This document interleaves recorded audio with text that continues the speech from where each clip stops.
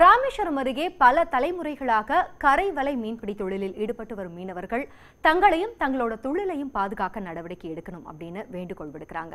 இவர்களின் வாழ்வை பற்றி விவரிக்குது நம்ம பார்க்க போற இந்த முதல் செய்தி தொகுப்பு.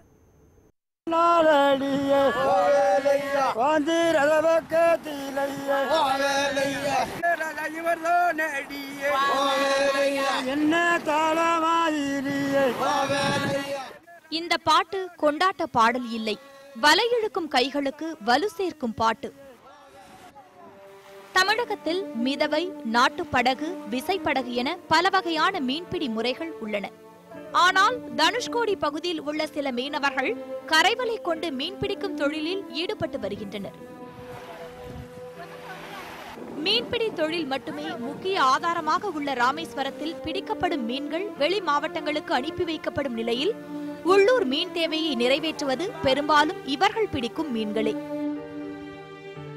பிரம்மாண்ட வலைகளை கரையில் இருந்து ஒரு குறிப்பிட்ட தூரம் வரை கடலுக்குள் போட்டு பின் கரையில் இருந்து வலையை இழுத்து மீன் பிடிக்கின்றனர்.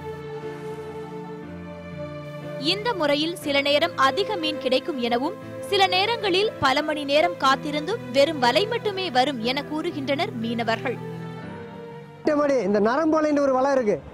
ரெட்டமடிங்கிற வளத்தை இப்போ வந்தது, அதோடைய தொழில் அரிச்சிட்டு போயிறாங்க. நரம்போலைன்னு ஒரு வலை இருக்கு. அந்த வலையோட பாதிப்பு நிறையா இருக்கு. வலையை போட்டு மறிச்சிறாங்க. இந்த மாதிரிலாம் இருக்கு.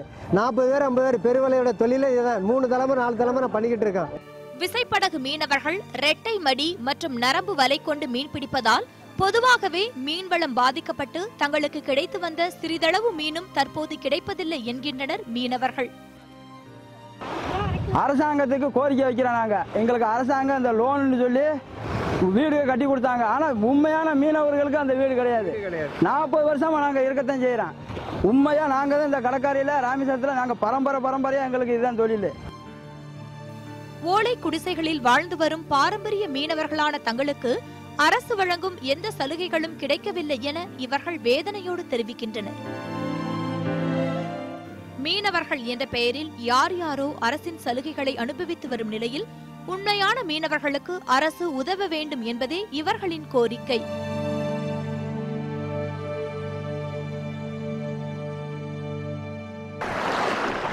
அழிவின் விளிம்பில் உள்ள பாரம்பரிய மீன்பிடி தொழிலான கரைவலை மீன்பிடி தொழிலை தமிழக அரசு பாதுகாக்க வேண்டும் என்பதே இந்த பகுதி மீனவர்களின் கோரிக்கையாக உள்ளது. தனுஷ்கோடியிலிருந்து பாலாஜி, நியூஸ் 18 தமிழ்நாடு.